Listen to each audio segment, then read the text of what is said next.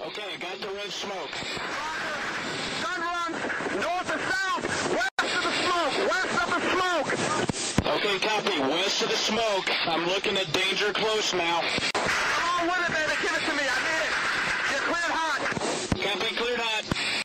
I just use superior size and strength to beat her up. It's not technical at all. I found people will complain about that. They will, but that's their problem. What are you supposed to do if you're 6 feet tall and 205 pounds? What do you want me to do? You want me to shrink? Like, it's not my problem. I'm trying to be very cognizant. Like, I'll frame more to keep my weight off, but I can't change what I weigh.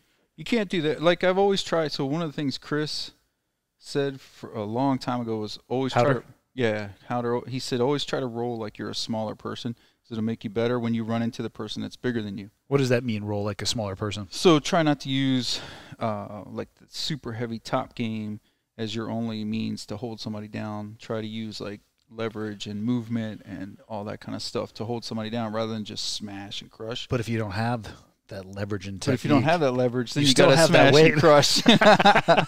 And that was the thing. So then I thought, like, so I tried to train like that for quite some time. And then I realized I got to a point where I could kind of switch it on and off. The pressure game? Yeah. So you get to a point where against certain people, you can turn it on, smash them sufficiently, and then go into a more technical game. And then, but first you're saying establish dominance, and then rotate into then you can switch technical it off. game. Then switch it off, yeah. Because it's like that's like trying to tell a boxer like you shouldn't use your superior footwork or your superior hand-eye coordination to punch a dude in the face. I understand the I wouldn't even call it a complaint. I understand the comment, but I hope that people make that comment realize that you can't change your height or weight. So I'm sorry if you got genetically predisposed to being a short, curly-haired ginger midget, you know, that likes to hurt people excessively with wrist locks. I'm not talking about Travis. I'm not talking about anybody in particular. Just maybe if that person likes to wrist lock people, ruthlessly heel hook people. He tried to get me the other day. I was in his closed guard, which is a mistake. I just don't. Yeah, I found the best defense to close guard is not getting into it. Yeah. I try not to let them. Don't go there. Yeah, try not to let him close their legs, but he did. Yeah. And I was getting my hand position. But they're stumpy legs. Yeah. And he tried to pull. He basically tried to wrist lock my grip. I was like, no. Yeah, no. You know what the thing is like that? Like Travis, the reason Travis is so gnarly and Chris Howder, they're so gnarly is because. Are they relatively the same size? Same size. Pretty much the same size. I think, well, Travis is bigger. From, you know, all the weightlifting and stuff. From a height perspective, or are you talking about density? Height-wise, they're the same. I want to say they're about the same. Okay. I've seen pictures of density. Howder. I've never met him. So. Yeah, density-wise, you know, Travis is heavier. But Travis spent years rolling with big dudes, like at the Portland gym and stuff, and just getting crushed, you know, by that size disparity. And so he's so able to. Like you can take Travis and try to crush him, and it's not going to happen because what am I as a guy who's like barely 6 foot and like 220 or whatever? What am I going to do that he hasn't already encountered with people that are 6'6" and 300 pounds? So that's a handful. 6'6", 300. That's a beast. Got to get on their back. Yeah, or just not get underneath them, or just not go there. Like maybe just offer to buy him a drink, you know. Yeah. But yeah, he's. Yeah, man, and I think too. They're roll like you're small. I like that. Yeah, roll like you're small. Think of it like always trying to put yourself in those positions. And Gary Tonnen talked about that a little bit when he was at the BJJ Fanatics place. He talked about how he's just always drilling from a bad position because getting and staying in a good position for a guy at that skill level would probably be similar to a larger person rolling with a smaller person. Getting and staying in a good position is not that hard. Yeah. So what do I need to work on? Those worst case scenarios where I'm going to be stuck in a bad position, where I'm going to run into that guy that's bigger or stronger than me, or just more skilled than me, and he puts me on my back, and then now I'm basically a turtle. So here's a question for you then. Would you start in that bad position, or would you start and allow somebody to work to get to that bad position and then fight your way out of it? You know what I'm saying? I start there. I do. You know what I'm saying, though? One is like allowing your partner to work potentially on that portion of the game, and then you fight out. Yeah, there's some value to that, I think. But just for efficiency of time, you know, just time. That makes sense. Management type thing. I prefer to just, and almost 100% of our live rolling is positional. Let's just start here. And you start from a bad worst-case scenario and let me work my way out, reset, go again until the round's up. And then we switch places, and then it's their turn. And so then I get to work the other side of the coin, like holding their back, hooks in. Yeah. You know. What's your least favorite starting position? That one. Yeah, I hate somebody's that. On your back with the hooks on my in? Back. And so I hurt my knee. And so I hurt my knee, and our competition class, cap class, we were focused on back takes, back control, submissions from the back. So the first part of the month, the first 2 weeks was how to escape. Second 2 weeks was how to attack. So, you know, well, because my knee's hurt, I can't do this. I can't have somebody pulling on my leg and all that stuff. So I had to spend the whole month with somebody on my back, just trying to just kill me. So I'm very confident in my ability to get out of there. After 30 days straight? 30 days straight of that, but I am still not a fan. That would be, to me, that's the most claustrophobic feeling.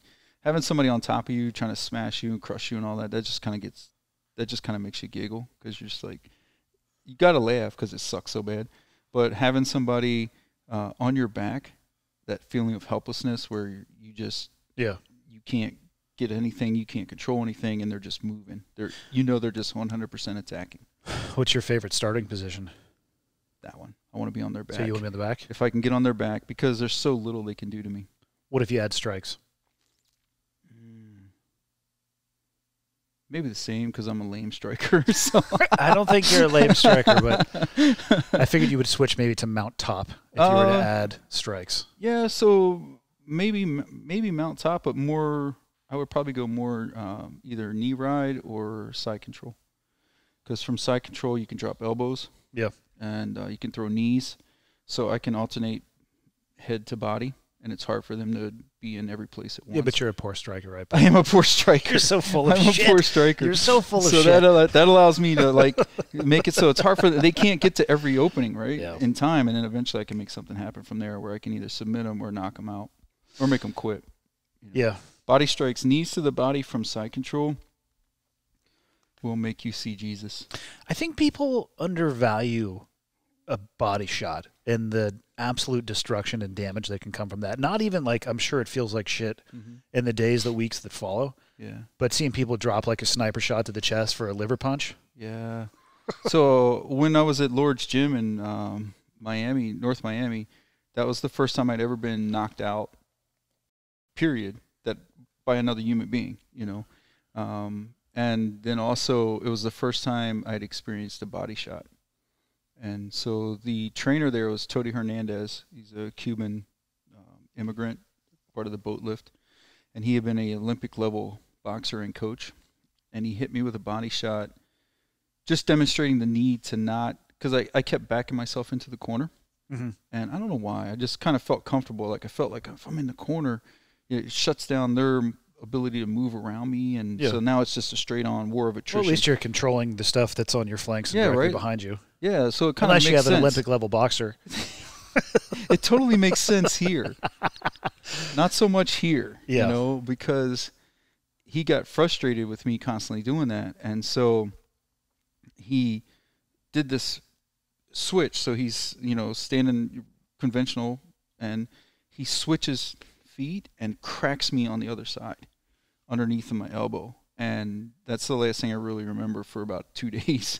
I mean, I just, except for pain, and that, man, I had so much from that point on. I just became a body shot hunter. I just wanted to hit people in the body to, of course, pass on the lesson that you had passed on you. It was for educational benefit of those you were sparring with. But I just saw that benefit where it just wrecked me and made me unable to continue. It was like the equivalent of a rear naked, of a choke in jiu-jitsu, where it didn't matter that I wanted to keep fighting. I couldn't. Did your body just shut down? My body shut off. I literally went, what I can remember of it, and my friend was watching from the side, and he was just laughing. And, of course, you know, they're like, man, your knees came all the way up. You just kind of were in the air for a second, and then poof. And I'm like, yeah, that's exactly what it felt like. But I just kind of went vertical fetal and then hit the ground, and then that's it. I just rolled around on the tarp for a good 2 or 3 minutes just in agony. I'd never felt anything like that before, and became a fan. How hard do you think he hit you in comparison to what he was capable of? Probably like 30-40%. That's frightening. Yeah, I would say 30-40%. I mean, that's he was so kind as sparring partners and coaches go. So, did you utilize any of these techniques in your lobby boxing sessions? Yes, we did. So we should talk about lobby boxing. Lobby boxing is awesome. It well, is where it's at. Depends on if you work in the lobby or you're participating in lobby boxing. Chris Conley, I want to say, is still the lobby boxing champ. I would not want to raise hands to that man. It's going to hurt. We might as well talk about how you got to the lobby boxing. So set the stage. Shenanigans. Yeah. So I'm a fan, though. Shenanigans is a good thing. So we were Straight Blast Gym Camp in Portland, and guys are, partaking in alcoholic beverages. Yep. All adults. They're all adults. Yeah, they're winning participants. Yeah, like whatever. And so for some reason, we just decided that there was some unsettled business from training earlier, and we needed to hash it out. A little grudge had. Not even really a grudge, just so much the normal trash talking that happens when you're around the singers, and Conley, the king of trash talking. And nobody can hang with that dude when it comes to talking trash. And so we decided, like, hey, let's do it right here. We got room. Do you remember whose idea it was to start? I don't. I want to say probably Adam Singer. He's an instigator. But so okay, since you said Adam, did he want to participate or was he promoting? He was promoting, and thank God he did not want to participate, because he's probably the second person to knock me to my knees with a shot. Really? He hit me on top of my head with an overhand right. He was demonstrating short overhand, and in the Portland SBG on Martin Luther King Boulevard, we're up in the ring and we're moving around, and I don't know if I got lucky, like landed something on him, just pure luck, because he's really skilled, way far beyond me for striking, and he just juked me and hit me on top of the head. Is that a legal hit? It would be, yeah, because it wasn't behind. It wasn't anywhere. What was it, like the top of your head? Yeah, it hit me right there. Oh, damn. And it's probably what started my aneurysm, now that I think about it. How did he reach that? He's only like 4'6". He's 4'6" and like 4'6" wide at that time. How did he reach the top of your head? I ducked. So okay, I gave it to him. And he just thump and flash knockout. I just really hit the ground. I was on my knees. I was like, whoa, what happened? And then, of course, Adam being Adam, he's like, are you okay? Are you okay? And just overly worried for like 2 days. Are you okay? He's the coolest dude ever. Every time he would see me, are you okay? And like you could tell he's like trying to see my pupils. Yeah. And I'm like, dude, you got lucky. Like, I'm good. I'm fine. So Adam was promoting. And I think Kavanaugh was one of the first matchups. Yeah, there was a bunch of dudes got involved. And was that individual bouts, or were there multiple lobby boxing bouts? Individual, like, let's just do it type things. Let's like me, you, me, let's get it. And for clarity of people either listening or watching, the people who worked at this hotel had not agreed to have a lobby boxing No, this was not sanctioned. Okay. This was not sanctioned. This was a non-sanctioned bout. So we got it on. And yeah. How far would you guys take it? Till somebody says, yeah, I'm good. Yeah. Which is going to be never for most dudes. But you guys had on full protective gear and mouthpieces, right? In the form of beer. Yeah, perfect. Yeah. There was that. I remember Conley, he had this sneaky thing where he would stick you with his left hand. So your left hand's up, and he would stick his left hand on your hand and just like pin your arm to your body and then crack you over the top of it, which was miserable enough with gloves. Without gloves, it is horrendous. Yeah. You just want to quit. You want to, like, hey, I'm going to go do Aikido or something. I want to go do something that doesn't involve getting punched. Yeah, he's a big boy, too. Chris is no joke. Yeah. Yeah, Chris has got a solid background. He's done like the personal protection gigs, and he's fought a crazy amount of times, unsanctioned and sanctioned. He was one of those guys that, like we all did in the beginning, where it's like, hey, we got this place, they want to host a fight, and they want some fighters, and just give us a name. Okay. Like, that's all you want from me. You just need to know my first name. Interesting. So, Yeah, so Chris did a lot of that stuff where he fought, you know, a couple times a month and stuff. It's no joke.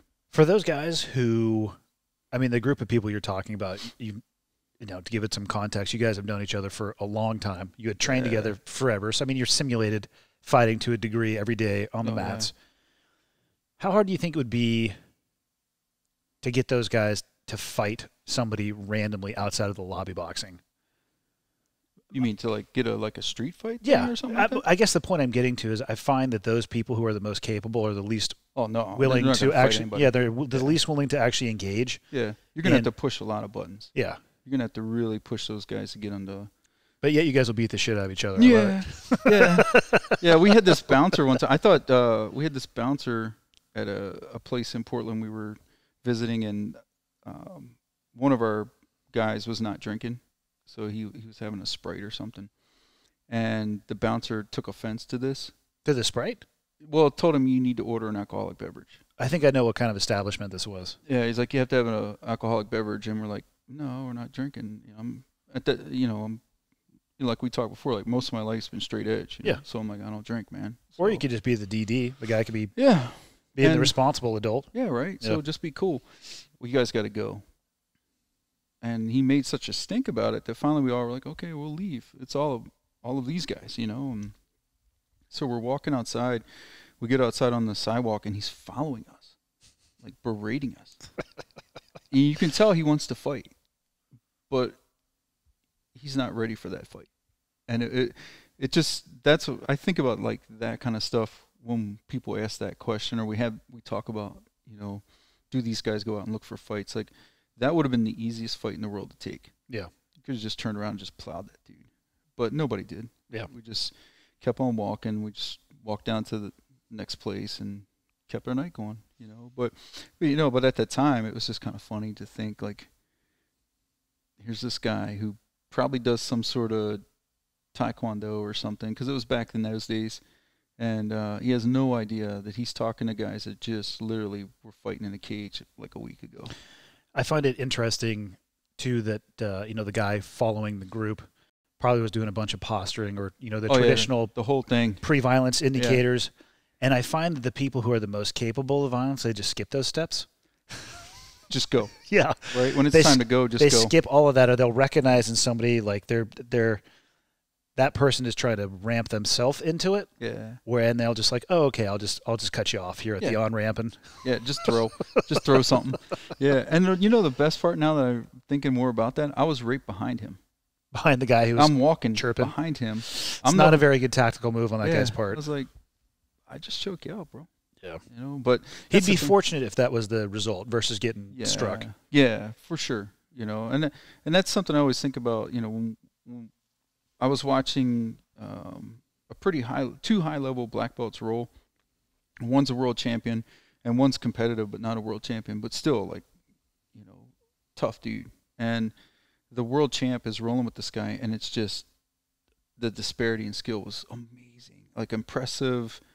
Just one of those things where you just watch it over and over again because you're like, how is he shutting this other dude that I know is a stud, but he's just shutting him down and just not clowning him, you know, but just doing good work. And so we're watching over and over. So I sent it to Adam and Rory and Chris, and we were talking about it. And Adam made a good point, which was, could you imagine if that disparity in skill occurred in a boxing match? Oh, it would be a hospital visit. Yeah. You know, it would be with potential lifelong damage. Well, yeah, comes from that. Yeah. Right. So. Yeah, and like you said, so the best case scenario for somebody like that in the street is that somebody like one of us just chokes him out. It gently puts him on the ground as opposed to letting go and letting his head crack off the concrete. Yeah, right, because that's what kills him is not this, but it's that. Yeah. You know? So, yeah, the best case scenario for them is we just choke them out and then sit them up against the wall and let them come to later. Try to figure out for themselves what just happened. Who's shitting their pants? Yeah, exactly. Like, why are my pants wet? What just happened? Who peed in my pants? These aren't even my pants. I remember what we were going to talk about when we were texting. We were going to talk about police training.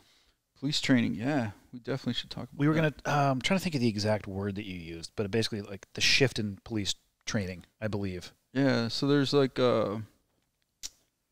just the shift away from goods. So if you look historically, the 50s, the 60s, you look at the manuals, police training manuals and stuff, you'll see a lot of boxing and judo, boxing and wrestling, boxing, judo, wrestling, and maybe some of the jiu-jitsu, the more hardcore, like wrist locking type things. And would that be, when you say jiu-jitsu, would that be Japanese? Japanese jiu-jitsu, okay. And stick work that's actually effective and that kind of thing. And then you kind of see this shift to stuff that we see now that just doesn't work. How does the stuff that doesn't work get its way into police organizations? And I ask because it makes less sense to me, and I've talked about this on previous podcasts. We did very little hands-on training when I was in. Mostly it was prisoner control, but we would bring particularly this one individual in who, even at the time, I didn't know shit. I still don't know shit now, but like alarm bells were kind of ringing, like this doesn't make sense. Right. I haven't seen that much, but I've never seen that ever naturally occur, the movements. Yeah. And then nobody ever used it to my knowledge. Right. But we also, at our job, you train for 18 months and then go overseas, and your deployment might be to a boat or somewhere else. So you may never use it, is what I'm saying. Right. In the law enforcement world, you guys, from my understanding, are touching people almost on a daily basis. Every shift. So then how does something that doesn't work get its way into an organization where it should be at least field pressure tested slightly every day? Yeah, that's a good question. A lot of it is liability. So that's constant. That's kind of the word a lot of people like to use as the excuse. And I'm liability for the officer or the department? Department in the city, more specifically the city or the municipality rather than the department. So because you will have guys in the department, you'll have command staff in the department that realize this is just not going to work. But it is a bill of goods that gets sold as we will decrease liability. And also there's the element of the cinema.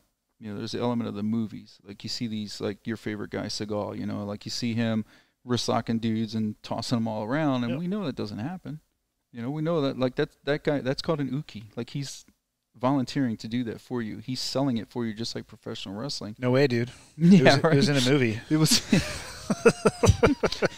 He was a chef. Yeah. He was a chef. But don't talk shit about Casey Ryback. All right. His service record is in the CO's safe. Yeah, it's locked up. Yeah. So and I think that's the thing is that we see that just like we'll see, I've had family members that will see some sort of like Sistema or no touch or one touch knockout stuff. Yeah. And they will legitimately, as genuinely as possible, ask me, why don't you guys just do that? And because they really think it works. They really think it's a legit answer to the problem. And the public doesn't really know, because how many people out there actually get into altercations on a regular basis? How many have ever had to deal with another human being that's struggling against them to whatever degree? It's not like every fight's a knockdown, drag out. Yeah. But you do you're going to handcuff somebody every shift. You're going to put your hands on somebody, even if you don't make an arrest. If you're working in a place where it might not be that busy, you might have to walk somebody out. Yeah. You're going to put your hands on people. And my point in comparing it to the military is, at least from a statistical perspective, the odds of it getting field tested are so astronomically high. Yeah. And so do you think that the administration, when they're looking at it from liability, you think they realize it's not as effective and they're willing to just take that risk for the officers? Man, I think there is some of that there. I think there's also some of well, it's never been a problem before. Everybody likes those debriefs, where the debrief is, hey, so nobody got hurt. Did all right. Good job, guys. Nobody got hurt today. Well, that's not really true. I mean, nobody got hurt, not because we were so superior, but because maybe they sucked, or maybe they just didn't have the will.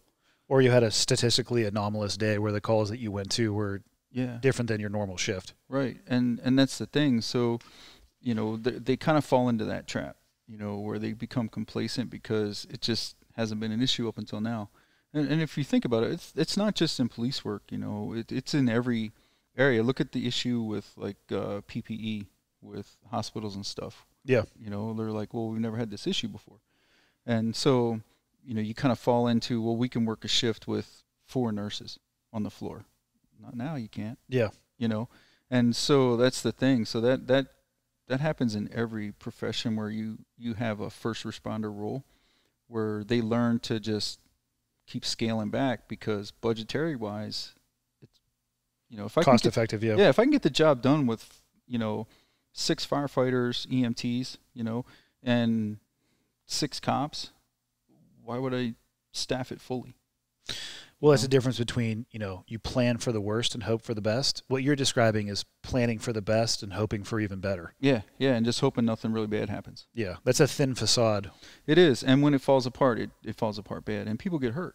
Yeah, on both sides of the fence, right? Did you ever see people in the street as an officer, other officers using stuff that they had been taught that you would describe as ineffective, trying to use garbage? It? Yeah. How'd that work out for them? Bad. Bad. That's the thing. And here's the thing. It works out bad for everybody involved because if you tell me that if I put my hand underneath their nose and I push up, that's going to cause some sort of compliance. And all it really does is turn this guy big and green and super strong. Like, you just made the Hawk, bro. Like, why didn't you just climb on his back, get positional dominance, control him from that perspective where he mentally and physically realizes he can't make a move because you're just dominating him. Yeah. He'll put his hands behind his back. But you put him in pain, he's going to start fighting. It's just natural. Yeah, you can trigger the fight portion of the fight or flight. Yeah, and you can't expect them to do anything else. I wouldn't expect them to do anything else. If I'm putting them in pain and they have no way to comply, like because there's a polyvus on him and he can't get his hands out from underneath of him, and I keep putting him in pain, what do you think's going to happen? It's going to get worse. Yeah, because nothing he's doing is working. Yeah, and he'll get to a point where he thinks he's going to die, so he has nothing to lose, and he's going to try to fight for his life. And have you ever had that point in time where you're in so much pain that it doesn't hurt anymore? Where it's just a degree of misery? I've had it. Yeah, where you're like, fuck it, it doesn't matter. Yeah, so they're going to feel that. They're going to have that moment where they're like, no matter what I do. And I've actually heard guys say that.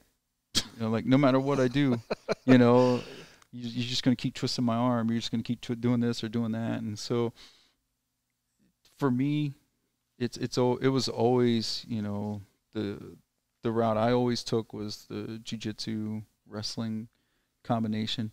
That's just a superior way to control a resisting body. Were you in the majority or minority of the people? Minority. Even in this modern day, you think? I think so. I think because I think for us, we kind of fall into the trap of seeing only jiu-jitsu people all the time. And so, in my gym, I have a whole bunch of first responders that train. I think part of it is just because of who I am, like my background. They kind of relate to me or whatever. And at the same time, if I go to another gym, there'll always be like 3 or 4 cops or 3 or 4 firefighters that'll come up and talk to me and stuff.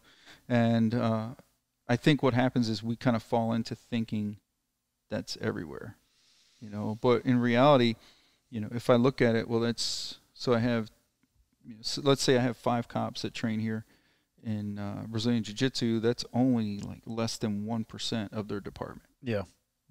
So that's the issue. Do you find, because I'm assuming you talk to people that you work with about it who are not involved in it, do you find resistance from them?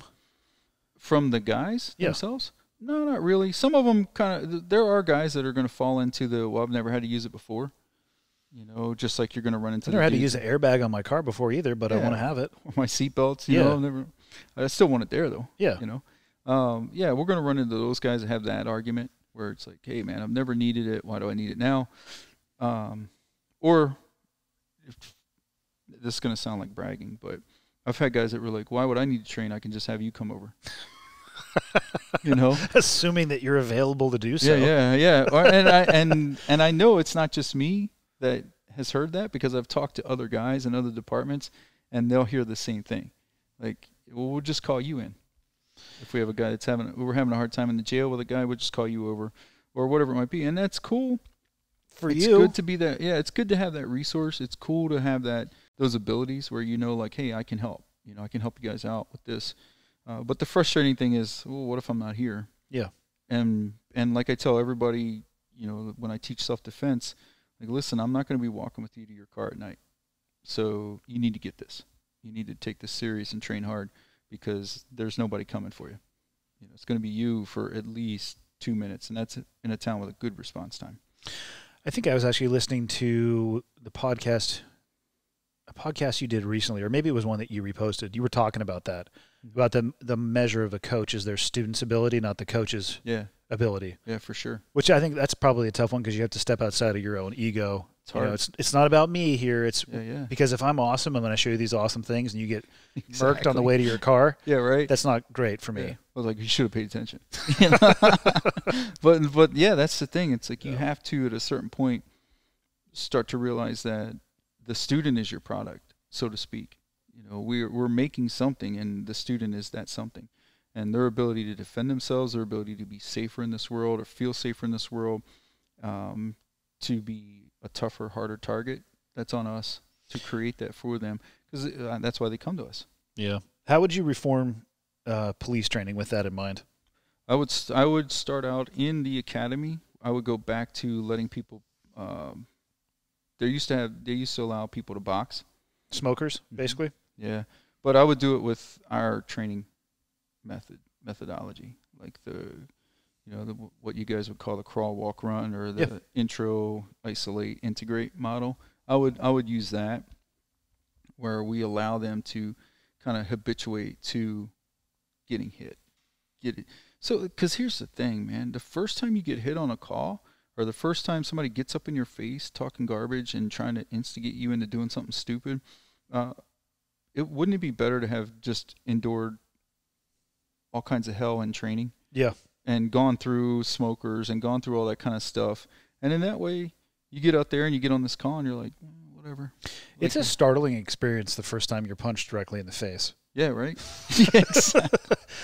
This is not pleasant. It's not pleasant. Not recommended. 10 out of 10 wouldn't do it again. Oh, or wouldn't have wanted to happen the first time. But if you don't know, like, the natural physiological reactions that are probably what's going to happen. Catch it straight on the nose and your eyes are going to water. Like, and there's stuff that you can't control. Yeah. If you think that it's going to be, a perfect scenario and you're going to go out there and just John Wick people while taking shots to the face, like, you have another thing coming to you. And that's the thing. You need to have experienced that.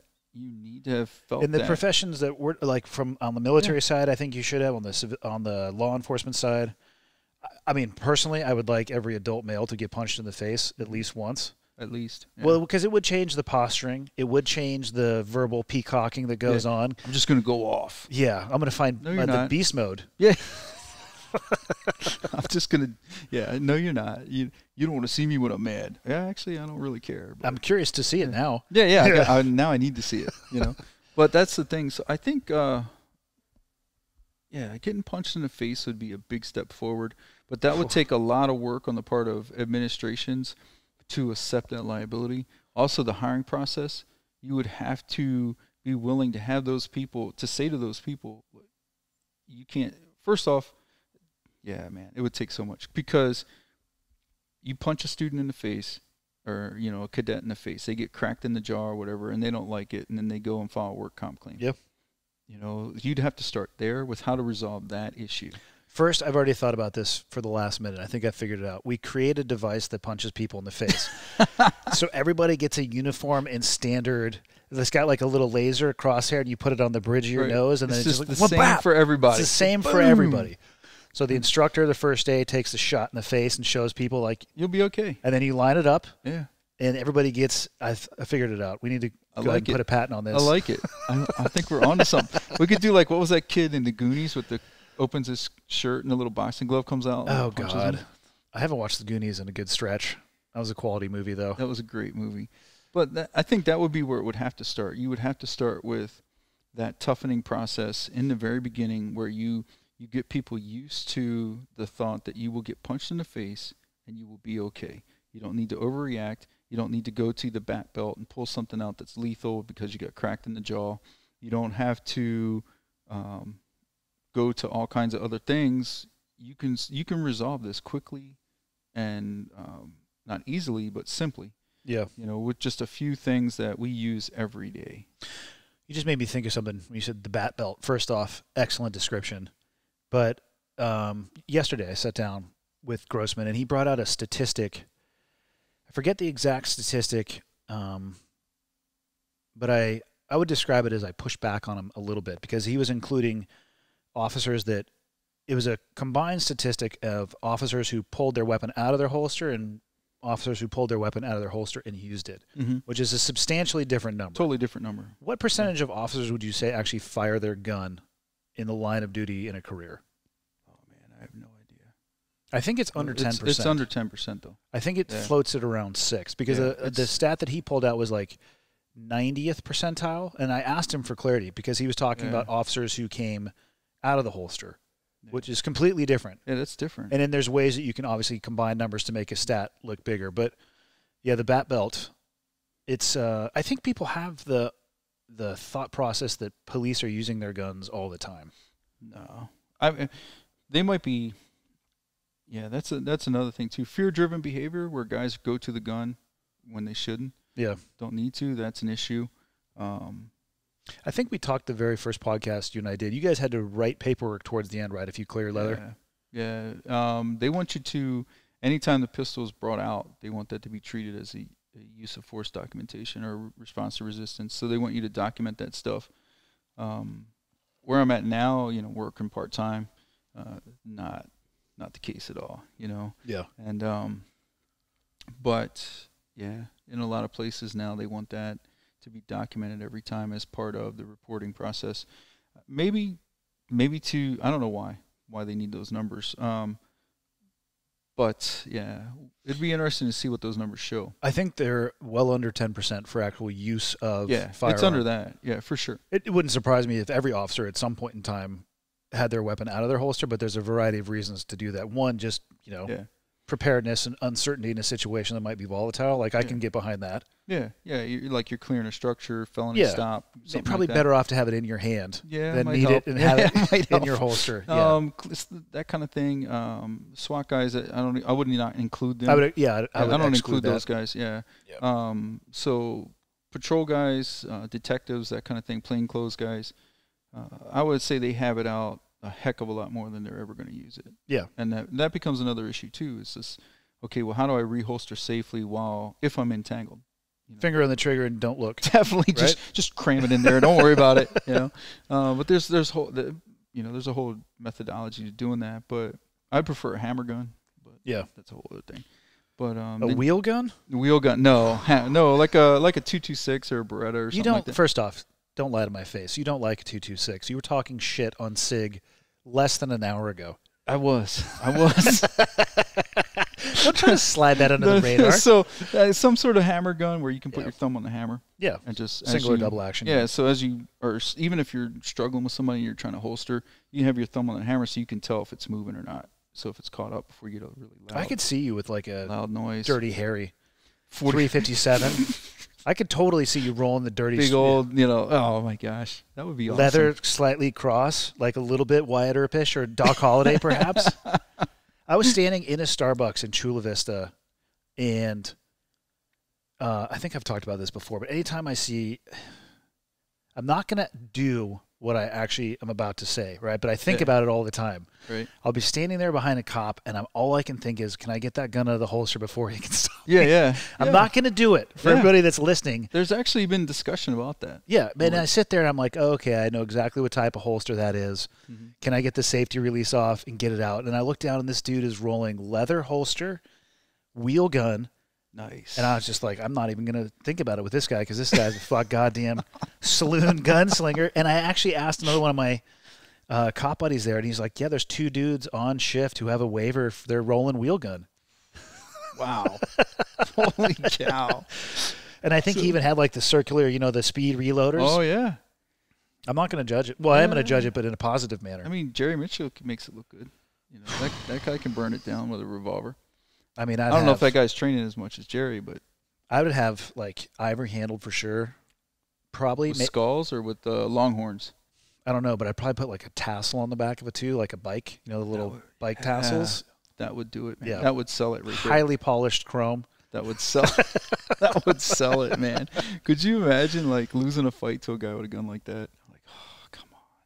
This is how That's I go what I'm out. saying. This is how I go out. Yeah, people like would just look down and be like, no. You know, there was actually a little bit of a study on that. And you know what? When I went back to when I went to patrol after working undercover for a while, having the gun exposed, I just had the heebie-jeebies, man. I just couldn't. I was going to ask, how'd those conversations go when you talking about whether or not people could get it out of the holster? Because the holsters aren't complex. No. It's not even the, what are they, level 2, level 3 retention holster? It's not that complicated. It's not that hard to figure out. Yeah. And the ABs, they did that. They actually had a guy.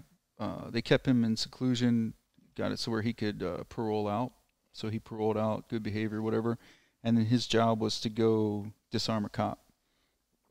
Attempted disarm a cop. So he went, attempted to disarm a cop. Who is this guy now? Who are the ABs? Aryan Brotherhood. Oh, okay. So they had this guy in, I want to say it was California, but I'm not 100% on that. Why did they task this guy to do this? Is it like to test him or to test the philosophy of disarming a cop? Yeah, so what they were able to do then was have an expert witness come in and testify as to how the holster works and how it would make it virtually impossible for the cop to be disarmed. So basically, they were able to figure out how the holster works and all subsequent holsters, all related holsters. So it was like a very complex... That's a long-term chess game. That was a long-term chess game.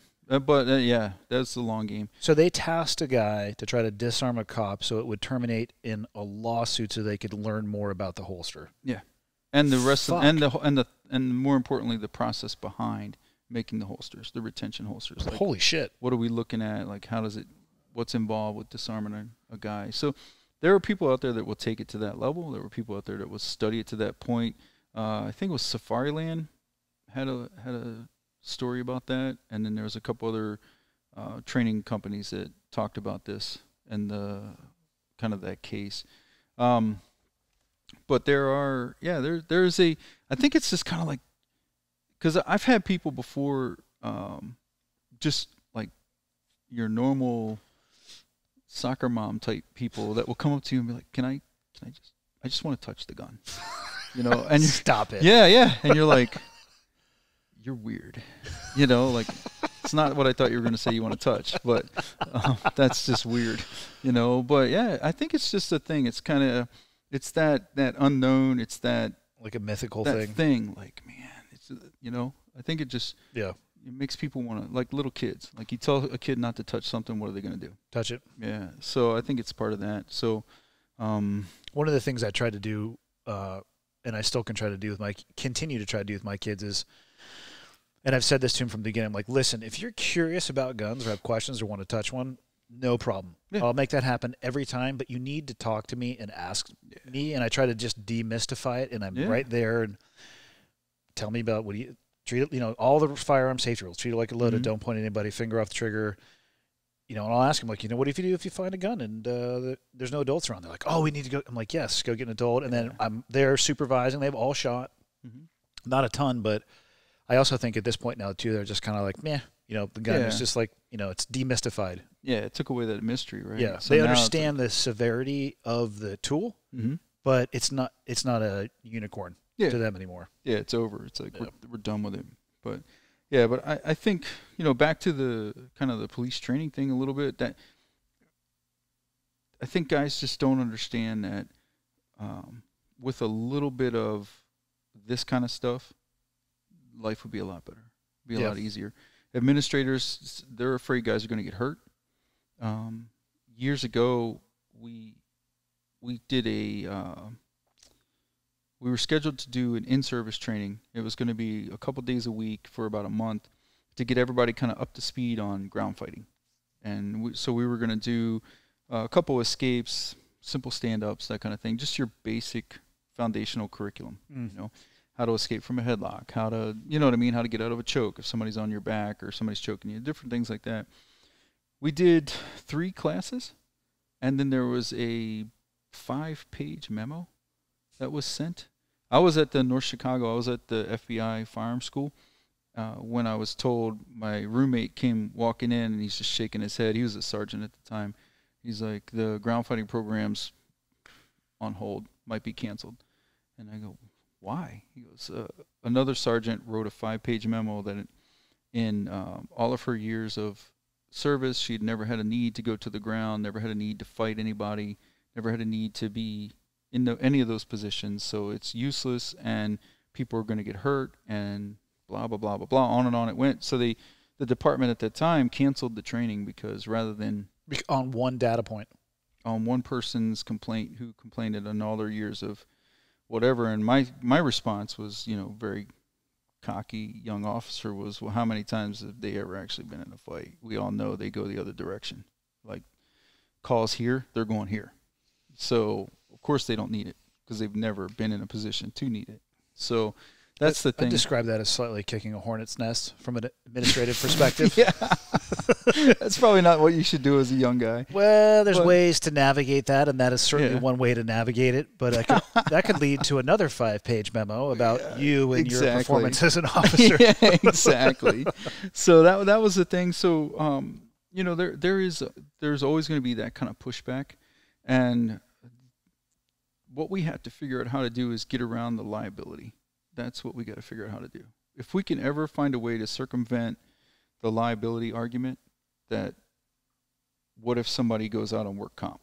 Yeah. What if somebody gets hurt and medical's out, pension's out? If we can ever find a way to circumvent that, if we could ever get them to say that's an acceptable risk, like there's an inherent risk in everything we do. Yeah. Just driving every day. A guy in a patrol car driving for 12 hours or 8 hours, whatever his shift is, there's a large degree of risk in that, and yet we do it. Comparatively, yeah. Comparatively, yeah. And we do it. So why shouldn't there be some risk found in our training, and we just roll with it? We just go, okay, it's cool. Let's train.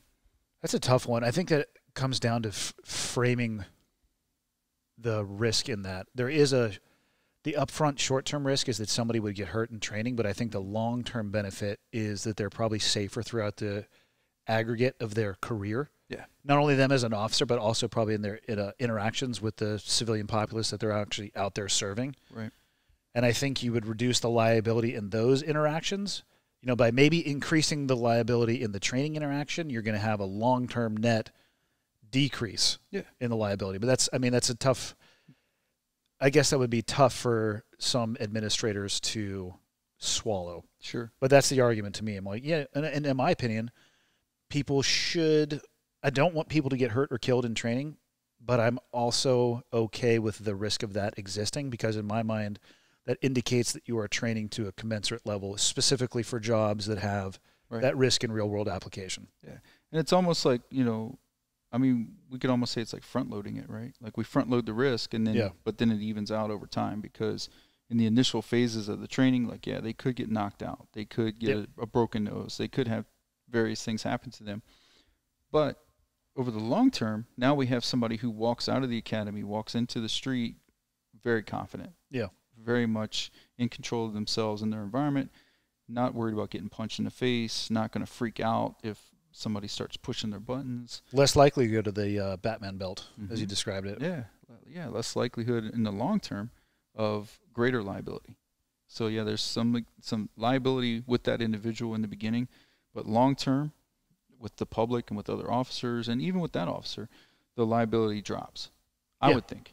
Well, again, like I said, I think it's how you frame it. Like making that argument and having administrators that are willing to analyze and assess that argument and realize that it is a long-term better strategy. I would imagine, or maybe not, did you ever see officers who would get into an altercation, have it not go their way, and then search for that training on their own?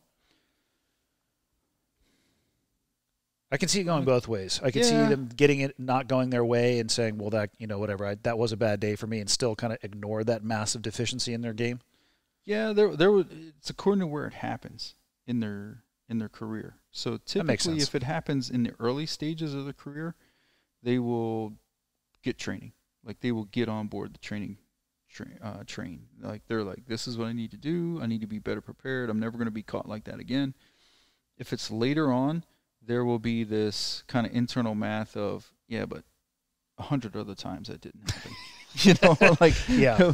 They'll be like, listen, man, it was a bad day, but I've got Statistically, I'm due for a bad one every once in a I've while. got 100 other days where things didn't go wrong. So you kind of run into that discussion point, you know, and that's kind of the challenge is how do you overcome that? How do you get that guy to wake up? And to their credit, you know, I have guys come in here and join the gym that have been long-term first responders. You know, I have guys that they've been a firefighter working on the ambulance or whatever, and they got into it with some guy in the ambulance, and that's just a big metal, hard edges everywhere. Emergency room on wheels, essentially. Yeah. And most of the time for those guys, so the fire trucks get there and secure the scene for you guys, correct? And you guys come rolling in hot? We come in, second responders. Yeah, we come in. And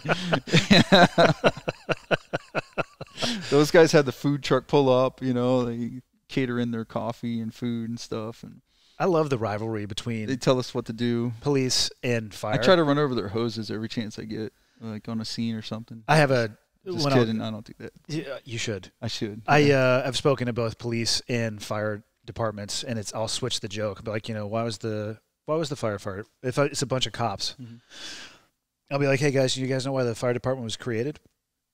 Or no, if it's the police department. If I'm speaking to a police audience, I'll say, you know, hey Paul, do you know why the police department was created? Firefighters need a hero. Correct. Firefighters need heroes too. Exactly. Full disclosure, I flipped that. Flip it around though. Flip it around because I've heard it from both sides. So because I have friends that you know are trainers in the fire side of the house. You know, it's hilarious. I mean, it's pretty. It's a pretty funny camaraderie / rivalry, but I see it play out. I think in most places it's pretty lighthearted. It's pretty much how do we cope with the crap that we see every day? Like how do the whole thing of how do we you guys are ending up at the same point all the time, at the same place with the same people. Like how do we have a normal response to this abnormal circumstances repeatedly? And you have these fire guys now that are just and cops too. These guys are out here and nurses. They're dealing with this COVID thing and all this other stuff. And prior to this, not prior, but still ongoing within all of this, you have tuberculosis and you have Hep C. Yeah, there's all the other stuff that still exists. Other things that you're constantly being exposed to, and you're constantly seeing. Like it's not normal to see family members just try to kill each other. It's not normal to see, or even not even beyond that. Just like you know, like a car accident or something like that. It's you walk up and you see a human figure form that has been the subject of however many G's of force 2,000 or 3,000 pound car exerts on somebody when it gets all twisted up like that, and you're supposed to somehow or another walk away from that, have a coffee, and wait for the next call. You know, and when I was talking with Joe last time I was on, we started talking about law enforcement, and I told him, at least from my opinion, it's nobody calls 911 on a good day. Yeah. They're like, I just got a promotion. Let me call 911 real fast. Let me have some cops over and some firefighters. Someone give them some coffee and cake. It's the exact opposite of that. And then so that's the touch points that most fire and law enforcement have is they're responding to people on their worst day, and there's some residual effect for that. Yeah, for sure. Yeah, there is. There's some long-term issues with guys, and as with anything. But that's the thing, it's like like ER staff or emergency department staff, firefighters, and in most places firefighters are also EMS, so paramedics, and then cops. Like they're always going to have that same dark humor just to cope. They're all seeing the same kind of weird stuff and just they're trying to cope. And people outside of that, they don't get it, and that's okay because I'm glad they don't. Like I wouldn't want my mom to get some of the jokes that my brother and I say to each other, but my brother's a career cop and, and just an evil person. So I wouldn't, you know what I mean? That's the thing. Like, I'm glad, just like you, like you go to war so your kids don't have to. Yeah. That's the thing. So it's like, hopefully it gets better generationally. That's the hope. I can tell you one thing in the cop versus firefighter debate. Their mustaches are way better. They got cool mustaches. Why is that? Here's one for you. So, they rock here's a joke for you. Legitimate handlebar mustache. They do, man. And how do they get away? They're supposed to be able to wear a mask. Come on. I don't know. Maybe their masks are different. I have no idea. All I know is that when you see a dude, I think some SOPs with a glorious handlebar stash, you're like, there's a good chance that guy's a firefighter. Have you ever seen the Straight Place Gym University, the MDOC stuff that I did for Peripherally, haven't dug too deep into it. You don't even care. You haven't even looked. I'm a pacifist You don't care by nature. what I do, man. I'm not going to defend. Care about my stuff. I'm assuming the D stands for defense. I'm walking around with cleared hot stuff on. I have cleared hot tattooed on my back. You do not. And then you do not. Does the D stand for defense? Defense. I don't believe in that. I believe in offense. Disciplinary. Right? Exactly. There's nothing defensive about me. I don't surrender to your defensive mindset. But one of the guys in that series is a firefighter, and he has a glorious mustache. You had one. I made a comment on one of your Instagram posts. You guys were doing some stand-up, and there was a dude with a glorious mustache. That was him. Was it? That was him. It's a quality dick broom. It is, man. You know what I mean? And he's a firefighter, so, But 2-man integrity in the truck. Yeah, right. You got to. But yeah, one of the jokes that they love is what do cops and firefighters have in common? Do you not know? Firefighters' girlfriends. Well, they want to be with a real man. So, no, and again, that's one that can be told both directions. It goes both ways, because the same people, like the firefighters, have told me that joke. Like, I've never heard it before, but from the firefighter side. I get it. So I'm like, whatever. I love it. I dig it, man. But it's a thankless job. And, firefighters, in all seriousness, man, we did a thing with Chris Morella, and he's real passionate about the suicide rates and that stuff in that side of the house, and it's pretty shocking when you look into it. It's shocking, but I don't think it might be shocking in the numbers, but from somebody who would be peripheral to that or has an understanding of like the things that you were describing, the daily interactions. So it might be shocking in numbers, but probably not surprising. Yeah. And we get so myopic from my side of the house because, it's like I hear about the cop suicide. One of my best friends killed himself when I first started. Yeah. And so, we hear about that stuff constantly. There's always some sort of blue line thing being put out, and you're like, come on, man, another guy. Same with the military, like you'll see something, another military dude, you're like, seriously, bro? Like it will get better, But it's easy for me to say, right, because I'm not in that hole. But when Chris had his challenge going where every day you had to do a certain number of exercises based on that number for the day, so it was like 80. And then I'd log in the next day to see how many burpees I have to do or whatever it was, for the day. I'm like, 92? 12 guys in a day? Like, what in the world is going on with this? So it's tough, man. It's tough on everybody. Do you know, I don't know the suicide statistics off the top of my head for the U.S. population in general, but I'm assuming first responder statistics are probably higher. I would assume so. Again, I'm myopic. I'd have to look it up because, again, I'm kind of myopic in that I only, and it sounds terrible, but I basically just see the police and fire. Well, that's the world that you live in, though, too. Yeah, I see I get those updates on my phone or whatever, or email. I did a couple of those Out of the Darkness walks. Not familiar with those. Basically, it's a 24-hour walk to raise awareness for suicide, and you get people to sponsor you and all that stuff. And so I've done a couple of those, and it's always interesting. It's always, you have people there who are family members, the ones left behind and stuff, and it's rough on them. And but then you have the survivors who invariably they always say the same thing, like, like it didn't work, and I'm glad. Oh, the people who had an attempt but were not successful. Yeah, but it didn't work, and they always say the same thing, like, man, it's like it got better. Yeah. I don't know if you get, and there's always that debate, like, do we get better? Do things get better? Or do we just get stronger? Like, do we just adapt? But either way, right? You're better. You're here. I've never understood suicide or the desire to take your life. Yeah, because I've never felt it, right? Yeah. I mean, I know I have some friends, close and distant that have made those choices. And looking back, it's the ones who said the least that were the most at risk, at least from the community that I came from. Yeah, they don't want you to interfere. They know if they say something, you're going to stop them. Or try to. Yeah. Yeah. Yeah, you're going to find a way to, like, get in the way. It's the ones that are talking about it the most that, not that you don't worry about, but you're just kind of from a risk perspective. Yeah, from a risk perspective, it just seems like those are the ones that are not as prone to actually following through. Maybe because, like, with my friend we were talking the night before about the weekend coming up and plans with our kids. And then next morning, I'm like, yeah, he's dead. I'm like, are you kidding me? Like, never. And I remember racking my brain. Like, did he say something? Yeah, like, did something come up? Was there something I missed? And there was nothing, because he knew. You know, like, if I indicate, and this was a long-term plan.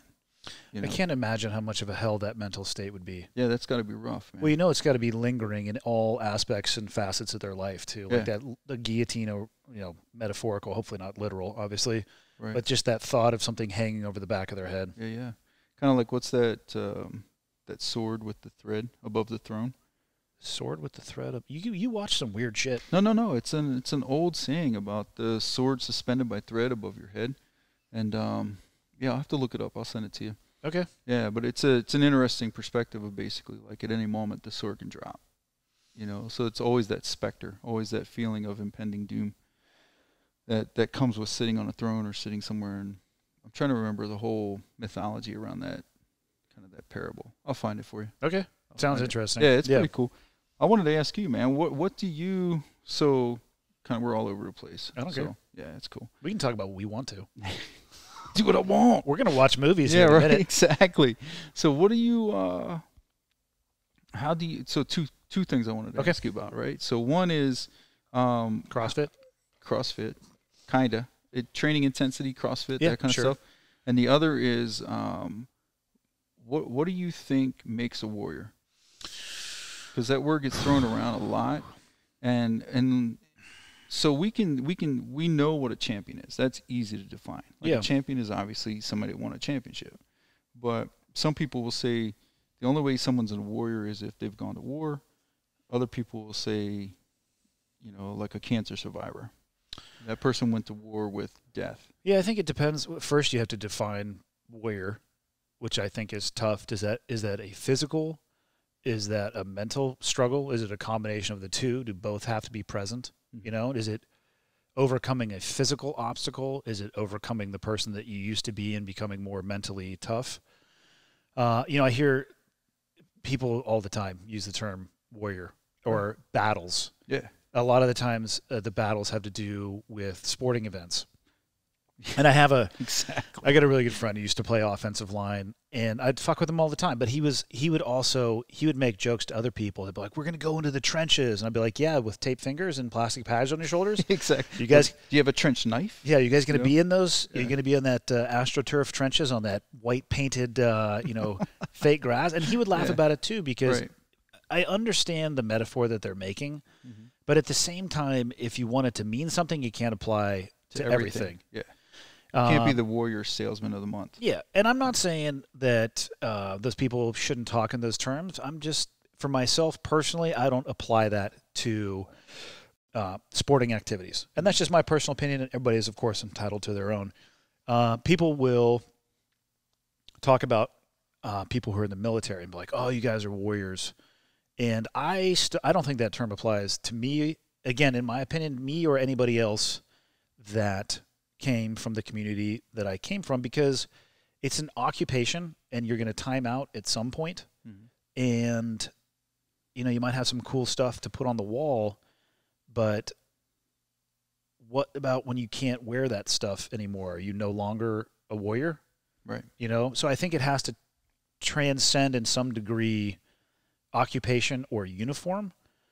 I don't know how I would accurately describe it, other than I think the key tenets to it would be between the ears. I think that somebody, to me, a warrior would start with somebody who is willing to accept and willingly face difficult and challenging things, knowing that their odds of success or failure might be 50-50 on any given day, but they still dive headlong into those things. They see things that scare them, and instead of avoiding them, they go at them. So they take the hard, you go to, the classic, Y intersection. There's the easy road and the hard road. Right. I'd say the warrior tends towards the hard road. And they're not perfect. Believe me, I know some of the hardest people I've ever met in my life, who it's just like they take the hard road after the hard road. Every once in a while, you'll catch them taking the easy road. Mm-hmm. And you should. Yeah. Sometimes you earned it. Let's enjoy life here a little bit. Sometimes you get a good day. But I think it has to be a combination of the two. And I think that comes from mental challenges and physical challenges, and the combination of that But I don't have a great, I guess that's a long-winded way of saying I don't have a great description or definition of a warrior. Right. What would you describe it as? I think partially like a firefighter? Mostly firefighters. Man, I think it's someone who knows that there is a risk of death. Yep. Or worse, or great bodily harm. Because to me, and this is no disrespect to, you know, guys who have been hurt bad and continue on, but to me, you know, there are worse things than death. We'll just leave it at that. So I think most people who work in an environment where there's substantial physical injury present, I would say most people are probably more afraid of being horribly maimed than having an instantaneous light out. Right. Yeah. To include myself. Yeah. Yeah, I would rather just catch one between the running lights and be done. Than have like half my body covered in napalm. Yeah, then have it a little lower, and then and great respect to those guys that for sure power through that. I think you and I fall in the same place mentality wise on that one. Yeah, so I think it's somebody who knows those risks going in and goes anyway. And then the only thing I would add to that is on the behalf of others, like some sort of cause greater than themselves. Yep. And I think that's kind of where I've kind of settled. But, you know, I've been thinking about it a long time, and I like to ask people that I know kind of embody that to me, what they think it means. Yeah. Because you get some pretty cool answers. You get some different answers from folks. Yeah. And I think it's a lifelong thing. Yeah. You know, it never stops. I agree. And I think you could probably bounce back and forth between the two. Yeah. You know, I don't think you're born with one and I don't think you're born with one and absent of the other. I think it's a movable scale, but it takes a lot of time, energy, and effort to do so. Yeah. And it's difficult, which is why most people probably wouldn't go down that path. Yeah, they choose not to. What was the other question, Ian? So then the other one kind of building kind of on the same way would be, so do you think that will, right, or like that indomitable spirit or whatever it is, we're born with it or we build it? I get that same question in the framework of mental toughness often. Are you born with it or can it be developed? I think anybody who's, you know, hits 30, 40, maybe even the late 20s, you reach and you see and interact with enough people that there's a variety of different human beings out of the box, right? And so we all come with different strengths and weaknesses, and I would say mental toughness is one of those things. Bottom line is you're born with some level of mental toughness, but I do believe you can also move that station in life. I describe mental toughness as a combination of resilience and how you set your goals. Right. Some people come out of the box, they're just hard as fucking nails. Oh, yeah. And that's awesome, but I find those to be a minority, and I don't think that should dissuade people from trying to do very difficult things. And I look back at my time as a BUDS instructor, which BUDS is a physical examination of your mind. Right. You know, we're exhausting the body so we can actually get a look at what's going on between your ears and your decision-making process. That's the importance of the training. And if you were only born, you know, if only the people that made it through with just that came out of the box purely physically tough, the graduation rate would be even lower, you know, because people can learn along the way. So to me, resilience, you know, the textbook definition is the ability to be bent and come back to your original shape, which I think is incomplete because I think you shouldn't strive for the status quo. You should come back just a bit harder. Well, it's the same theory as working out, right? Right. You don't want to go into the gym for a year straight and come out of that exactly the same strength that you were going in. Right. But you also shouldn't expect to go in one day and come out 200x what you were the day that you went in. It's a slow... I lifted weights Monday. I know. It's a slow and gradual incremental process. And resilience can be the same way in the terms of being bent. Just come back just a little bit tougher. Maybe it's 0.0000001%. Because if you do that consistently, that really small number will become something meaningful later on. Yeah, it adds up. So there is the ability to do that. People who do jiu-jitsu are doing that every day. They are trying to, or maybe they're not trying to. Maybe they're trying to play to their strengths, but they're going to get up with a training partner who's like, "I got your game today, bitch." Exactly. And the next thing you know, you're working on it, right? Right. You're going to have somebody who's like your axis, who like your strength. Oh yeah, it happens to be their strength, and your weakness also happens to be their strength. They're going to keep taking you there. Correct. Yeah. And then the next thing you know, though, you're like, "Oh, this sucks. I don't want to work on this," but that's probably what you should be working on, and maybe you'll get better and better and better and better, right? So you're getting bent. but you're coming back a little bit stronger. So that's one portion of it. And the other one is how you approach and set your goals. And we usually use dominoes when I talk about this to actually even adults or kids. You know, dominoes are super small, but they have amazing kinetic energy. Right. But the key to dominoes is you have to line them up. Yeah, they got to be lined up. You have to line them up, and then you can knock them over, and then before you know it, the dominoes are massive because they can move an object 1.5 times their size. So I think it's in the low 30s or early 40s. The domino is the size of Mount Everest, and pretty soon it's the distance from the surface of the Earth to the moon. Right. Some incredible things can be done. Right. And that starts with something really small, just like your thoughts. And then your goals, what you need to do, you know, bring this back to a jiu-jitsu analogy. And for everybody listening, I've been at this for 18 months. I don't know a goddamn thing about jiu-jitsu, so take it with a grain of salt, and you can correct me. But I think a lot of people look at the first day that they start, and they're like, I want a black belt. And I think, based on my experience in BUD/S, the number one way that you could not achieve your black belt is to think about where you are and how far you are from your black belt. Right. The number one way I think that you'd be successful in achieving whatever belt or goal that you wanted to is you figure out where you are, you understand what is needed to get to where you want to be, and then you forget about all that shit and you do the next step in front of you. Mm-hmm. So in jiu-jitsu, I would say it's not about where you are in relationship to your belt. It's, I need to go to the next class. And then you focus on that class. And then you get to the next. I mean, the classes are going to lead you to where you want to go as your skill level performs. Or you can think about it from losing weight. Somebody's 200 pounds overweight and they step on a scale and they've lost a pound. Right. There's two ways to think about this. The one who's probably going to give up goes, fuck, I have 199 more pounds to lose. Right. Or the other person goes, this is awesome. I just lost a pound. Now I'm going to work on making this number on the scale, say 2. Yeah, let's go to the next 2 pound. Becomes 3 and 3 becomes 4. If you can pair those things up, right, that resiliency, you get used to bending yourself because you know the long-term effect is going to be that you're going to come back a little stronger. And then you pair that with somebody who realizes there's going to be, you know, micro failures along the way, but I'm going for macro success. So I line things out in a systematic approach and I look at only the next breadcrumb.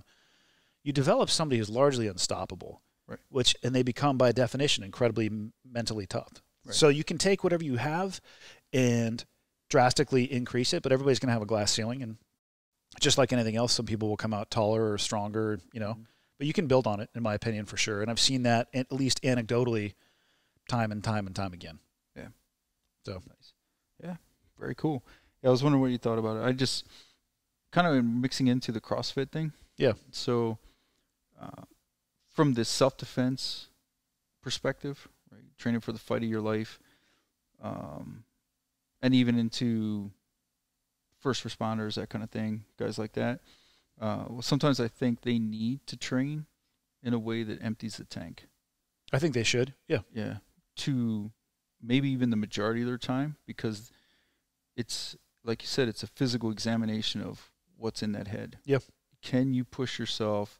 Can you dig deeper into that deep water? Well, it will also strip away a lot of your strengths and leave you with your true skill level. Right. Because your attributes will be gone. Right. Which I think, from my understanding, is kind of the purpose behind the Ironmans, right? The belt promotion ceremonies. Yeah, it just wipes them out. Wipe them out. And then, but what you see is the architecture that remains. You know, it's often says, you know, you're going to rise to the occasion, which I disagree with. You'll fall to the level of your training. Yeah, but if you have most recent training. Yeah, but if you have crazy amount of attributes that buffer you against that training, you're not going to get that true window into the capability. Mm-hmm. So strip that away. But like you talk about, empty the tank. Yeah. Empty the tank, and then let's do the test. Yeah. Let's not open with the test. Yeah. Let's empty the tank.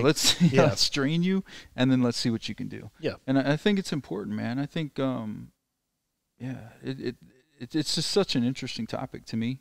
It's like I could talk about like that kind of stuff forever. Yeah, like same. Talking about different jiu-jitsu techniques is interesting to some degree, but I just want to know, do you have the guts? Yeah. Like, do you have it in you to basically be underwater, unable to breathe, and still power your way up? And it can be learned. I've seen it firsthand. People you'd think like, oh, this is easy money in the bag. This fucker's going to quit. Yeah, you write people off, and then they surprise you. And then you watch them, though, doing exactly what you taught them to do, and they're keeping their world small, and they're systematically attacking a problem. You're like, God damn it, I can't get this dude to quit. Yeah. You know? I don't want to work with this guy, though. Fine, you know? I'm going to cheat. Fine. Yeah, exactly. But, yeah, I think there's a lot to that. And then I think the kind of like those metabolic conditioning workouts, man, like the every minute on the minute, as well, many think reps about what as you're possible. doing there, right? You're bending yourself. Yeah. You're willingly going to a place where it hurts. It's physically and total mentally suckage. uncomfortable. Yeah, it's a whole bunch of suck. And if you can layer on a whole bunch of suck that you're willingly pushing yourself into, you're going to come out of that a stronger person physically and mentally. Right. And it's like one of the things I use for people that come in and train with me, I was thinking about it when you said the 18 months thing. One of the things I use with people is I say to them, like, do you think that Andy now, how do you think Andy 18 months ago would do in a fight against Andy now? Yeah, he'd lose. Yeah, you'd demolish him. Yeah. Same mental state, pretty much. Same physical attributes, pretty much, but you'd wreck them. Yeah, the knowledge and skill that you've learned in that time period. It'd be like a cat's toy. Yeah, I mean, think about it. When a new guy comes in, and even if he's been training for a few weeks or whatever, a few months, and he gets into his first open mat. Yeah. Child's play. Yeah, it's like rolling with Nelson. Yeah. Yeah, right.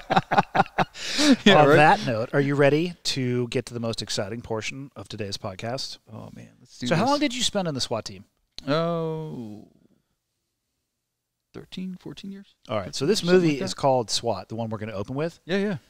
Obviously, it's a documentary because it's called SWAT, right? And you were in the SWAT team. Clearly, it's a documentary. Clearly, it's a documentary. So I'm just Clearly. going to let this thing play. You get to hit the space bar. What are we opening up with here? What's this one? No, this is the bank robbery. Nice iPro, bro. I know. You know where iPro works better? When it's on your helmet like that. When it's on your When eye. it's on- especially when there's like they're taking around. Yeah. And what I'll do is I'll blow this up on the screen later. So you can hit the space bar to start it and stop it and give commentary whenever you want to. Do I want to do this? All units, we are setting in a secure approach. Look at the size of that flashlight. The shield guy's good to go. Yep. Nobody else is all right. I like that flashlight. What sight does that? Oh, that's an ACOG. ACOG. 4-power ACOG. Nice. I like that light. Yeah. Yeah. Jacques Cousteau called. He wants his dive light back.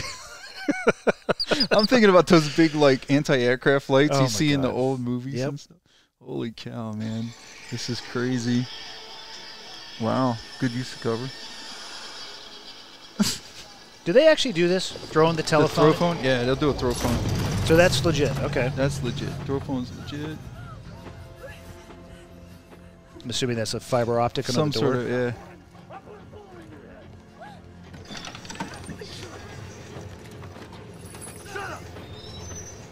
AK, Whoa. buttstock, collapsed. Collapsed. It's always good to shoot 7.62 with not shouldered. Yeah, why not? What's the worst that could happen? What's the worst? 10 Street, hold your position. C&T has him on the phone. 10 Okay. What are the odds of SWAT team members being told to hold their position and then still making entry? Yeah, that's not very. Not very accurate? Yeah, not That's- very accurate. That's what I assumed. Nobody's going to go off the reservation. Why are they all wearing iPro but it's not on? But it's not. I know, right? 10 data to all units. Confirm that you're holding. Somebody's not holding. Somebody's not holding Gamble, Street, where the hell are you? Why aren't you responding? Let's be cool now. Calm because they're down. just too good. Yeah. They're too good. They don't need to wait. Okay, what was that hand signal? I don't even know. This I'm assuming to it's us, on me, but This to us means head count, and this would be like danger crossing. I'm not real sure. I don't know if he's saying on me. I don't know. How but does I he like change the- his channel? You just ask your partner to change it. What if you're by yourself? If you're by yourself, though, you're hosed. You're so out of luck. But I like the carry handle with that's Yeah, the ACOG mounted on top of the carry handle. that's just- Yeah, it's good. That's optimal. Quality balaclava game, though. Yeah, right. There's nothing like taking territory then giving it back give up. it back too. up. Yeah, pop out, pop back in. What are we gonna do now? We're in here. Gamble, why aren't you So responding? we're getting it Now. on, dude. Yeah, right. We are. Can you imagine We're doing what the rest of you can't do.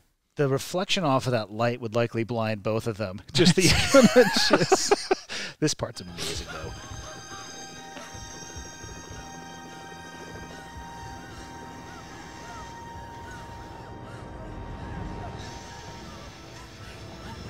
What? Look at this. They took the sight out to shoot directly through so they could get the angle. There's no actual optic on there anymore. There's no optic. Yeah, I don't know why that is, or why they did that. Oh, I know exactly why they did it. So they're probably fake ACOGs, It was like I did some technical advising. We had some night vision goggles on guys, but they were airsoft ones, so you couldn't actually see through it. You can't see through them. So they'll modify them so you can either see around them or see through them. So I bet you the actors wanted to be able to see what they're doing, so they probably stripped out the internals of it. I'm trying to understand why these guys are.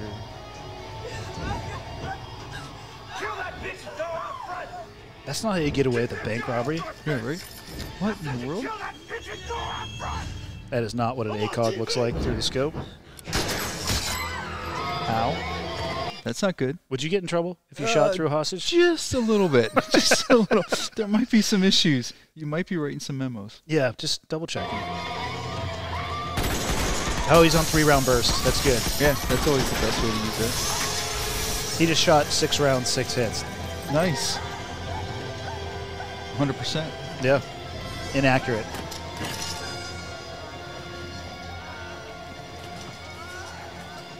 That's good for that one. It's wild and crazy shit, dude. Oh, man. Oh, this one's good. They're doing internal clearance. I can't even. Training. You can watch this. Oh, I've never watched this stuff. There's a reason I don't watch this stuff. What in the world just happened? They're watching each other train.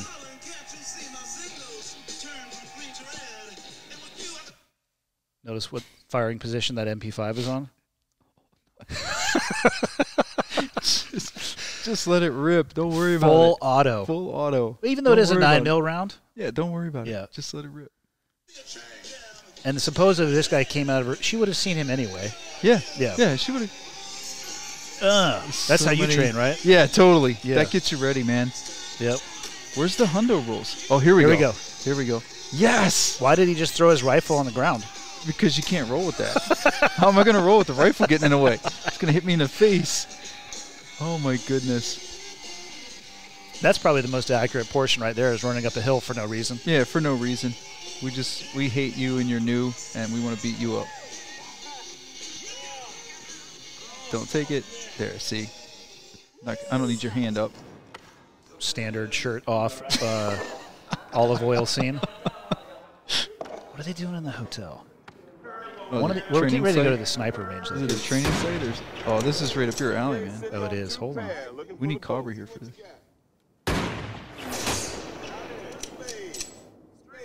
You got 3 aces. Need one to take TJ out. Let's look. Have you ever seen a bullet cause damage in the direction towards the shooter like that? You ever seen that? Where I've not seen that where it tears out this way. Yeah, where it tears out the side that the round is impacting. Yeah, that's kind of odd. That is odd. Yeah, apparently they were shooting at playing cards from a distance that looked between 600 to 800. That was. I'll give it to him. Whatever. That's impressive. I wonder if all the bullet holes. Are they all going through the same hole? I would assume that they probably would.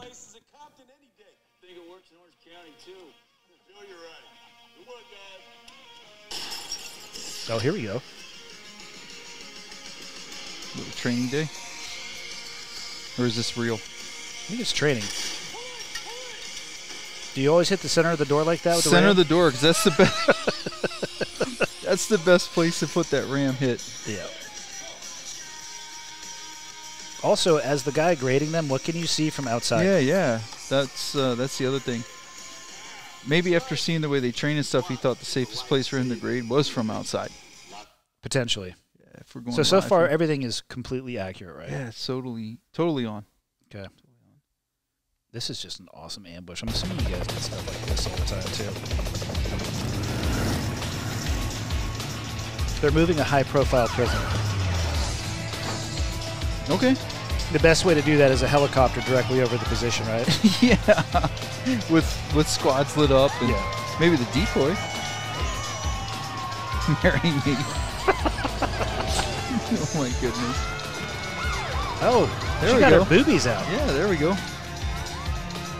I guess it's good to be a criminal. Yep. Oh, he's like, I believe he's like a Colombian drug lord. Oh.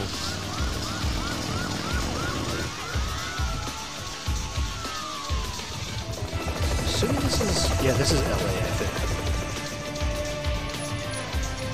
Is this the music you guys listen to in Totally. your cars? We listen to this on the way. Yeah. Like, Yeah, because you always honk you it. always have that guy.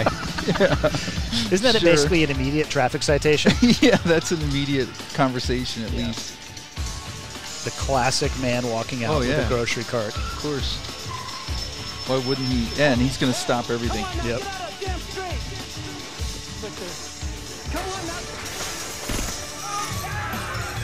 Never saw that coming. Yeah. Is my man rolling with the Like a MP5? Yeah. He's well past the 30-round magazine at this point. Mind you, nobody's done anything yet. Nobody's done anything to respond. Everybody's still sitting. Smoke grenade, classic offensive tool. Yeah, that'll work.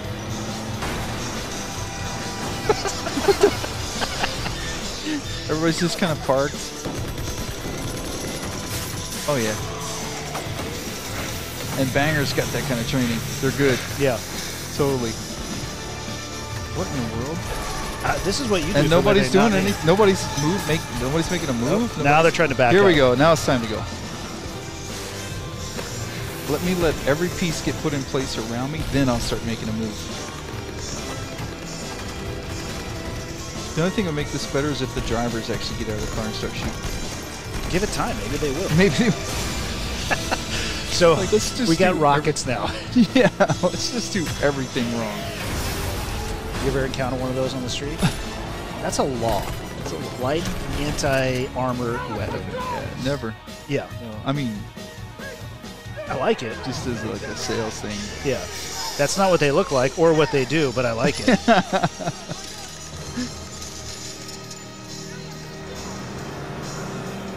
Oh, what I didn't tell you is it was a surprise cockbag move. So you guys would do this, right? You would risk at least like 30 officers' safety. We risk everybody and the public. You know, all the people that are out there working, and yeah, of course. Because get ready for the big reveal. Obviously, he's not in the car. Right. He's underground, of course. So much better. Is so anything much better. you've seen in this movie so far even remotely accurate? The cars are black and white. Okay, that's a good point. What do you think the odds are they had an ex-SWAT dude who was a technical advisor on this, though? Yeah, I don't know what they had for an advisor, but... Have you seen End of Watch? Yes. The opening scene is the best. I am the police, I don't remember this one. and I'm here to arrest you. You've broken the law. Oh my not break the law. gosh. I may even disagree with the law, but I will enforce it. Is No this matter really how in you the plead, movie? Cajole, I don't beg, remember this or part. attempt to stir my sympathies, nothing you do will stop me from placing you in Oh steel my cages goodness. with gray bars. I don't remember If this. you run away, I will chase you. If you fight me, I will fight back. I don't remember the If you shoot, narration. I will shoot back. Don't you guys say this at the beginning of By every law, show? This is like a mantra. We just all sit around, you know, sit around and roll call, and everybody says like a line. Behind It goes my around the badge whole is a room. heart like yours. I bleed, I think, I love, It's like a bad and rap yes, song. I can be killed. Like, yeah.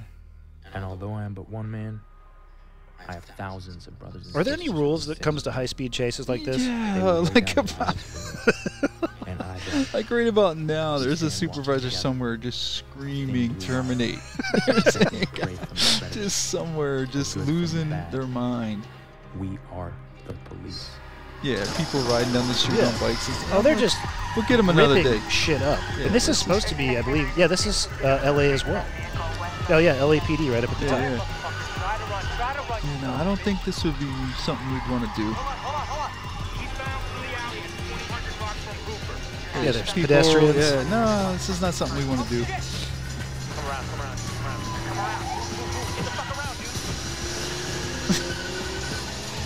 Call it, man. Just call it. I'm all about getting it on, but let's just call this.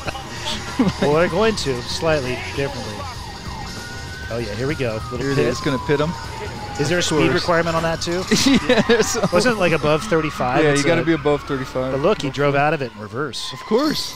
This is the This best doesn't part. shut the engine off. Oh, and then it's on. Oh. Wow. What the? What in the world?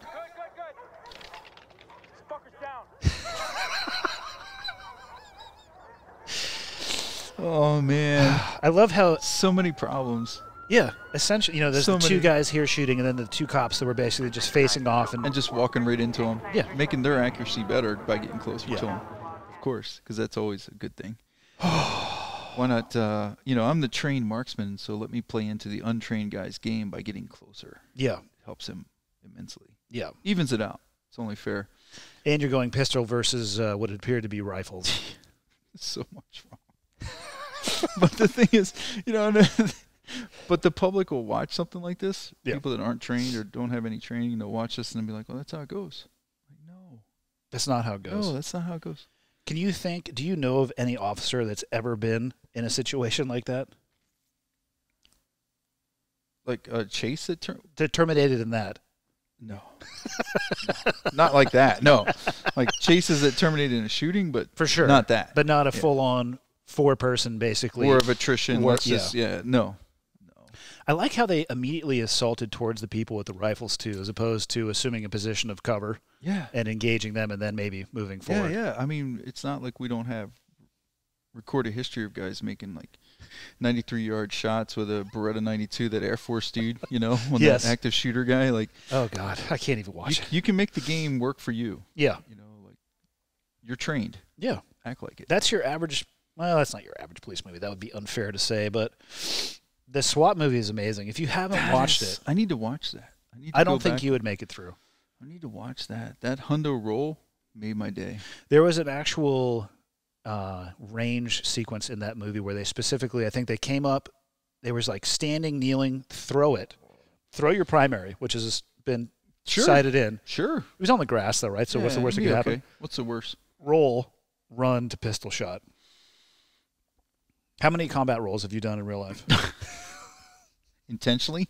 Yeah, we talked about this. You tripped over a bush. I That's tripped fair. over a bush. I did, so that was unintentional. Yeah. I did. But had was a it good recovery? But was it your years of training doing combat rolls that allowed you to come out of that without being injured? Had I had years of combat roll training, I probably would have done better. I think years of just forward rolls as warm-ups for jiu-jitsu helped a lot.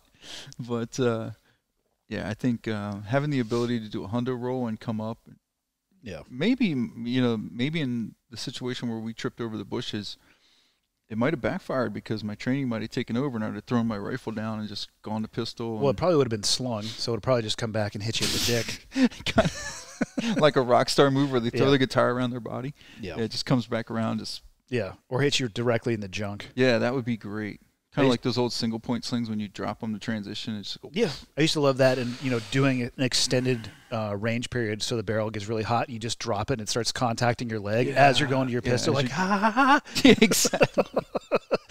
You're like, I don't even use my pistol. I don't even carry a pistol on this stuff. Do you think there's any essence of it being dangerous, not from a physically dangerous position, but that being portrayed as the job of certain aspects? Because again, people see this and they're like, "Oh, okay, that's what it's like to be a cop." Heck yeah, yeah, man. It's dangerous. Back to that, what we were talking about, where people would genuinely ask, "Why don't you guys do the no-touch knockout or the one-touch knockout? Why can't you guys just do that?" Like I saw a video of this Chinese kung fu master who does this and dozens of people fall down. Why can't you do that? And they mean it. Like they legit, like they're genuine. They're not being jerks. They're not.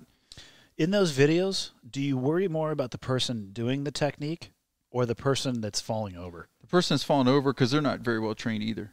Their falling is bad.